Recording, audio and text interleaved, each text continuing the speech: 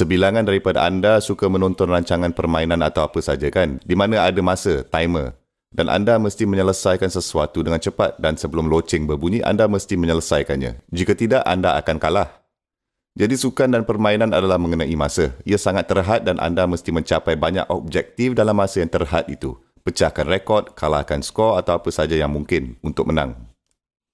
Ya seperti itu dalam hidup ini. Masa yang sikit ini kita ingat kerana banyak budak-budak tidak bersekolah sekarang. Jadi anda mungkin fikir kita mempunyai banyak masa di tangan kita.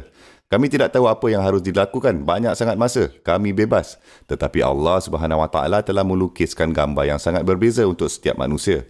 Dia mengingatkan anda dan dia mengingatkan saya bahawa kita sebenarnya tidak mempunyai banyak masa sama sekali. Dan ketika kita akan pergi menghadap Allah SWT, malaikat akan bertanya kepada kita, berapa lama kamu tinggal di sini?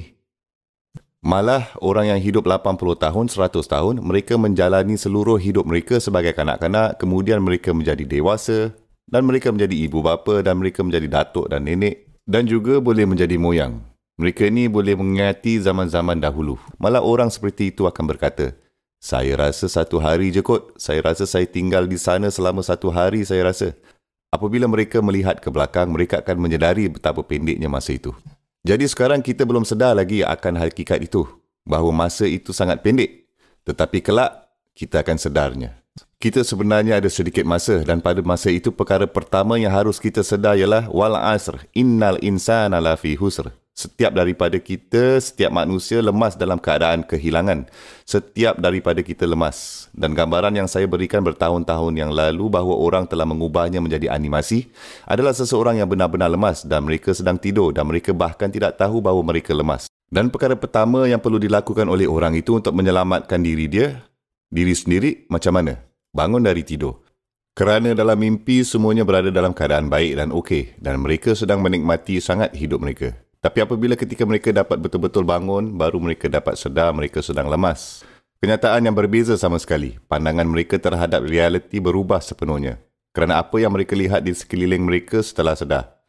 Sama ada mereka mempercayainya atau tidak, apa yang Allah SWT katakan adalah syarat pertama untuk menyelamatkan diri jika kita sedar masa itu hampir habis. Apa yang perlu saya lakukan untuk menyelamatkan diri? Apa yang perlu saya lakukan agar tidak menjadi dari kalangan orang yang kalah? Baiklah. Illal lazina amanu.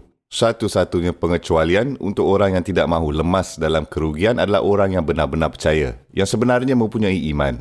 Jadi kepercayaan pertama adalah bahawa kita lemas, bahawa ia adalah keadaan yang sangat terdesak, darurat, bahawa kita tidak mempunyai banyak masa. Itulah kepercayaan pertama. Tetapi di luar dari yang itu, apakah perbezaan antara Qul hal yastawil lazina ya'lamuna wal lazina la ya'lamun? Allah berfirman, adakah orang-orang yang tahu, mungkinkah mereka sama dengan orang-orang yang tak tahu? Mereka tidak boleh sama. Jadi apa perbezaan antara seseorang yang percaya dan seseorang yang tidak percaya?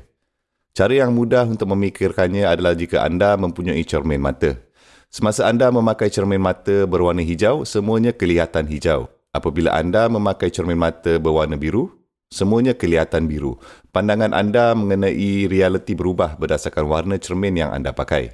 Berdasarkan lensa yang anda pakai. Jadi dengan cara yang sama, apabila anda mempunyai cermin iman, maka pandangan anda tentang realiti berubah. Semua orang melihat satu perkara, anda melihat sesuatu yang lain sepenuhnya. Salah satu cara lagi untuk menggambarkannya hampir seperti X-ray. X-ray bermaksud anda dapat melihat menembusi perkara, betul? Anda tidak hanya melihat apa yang ada di permukaan, anda dapat melihatnya menembusinya.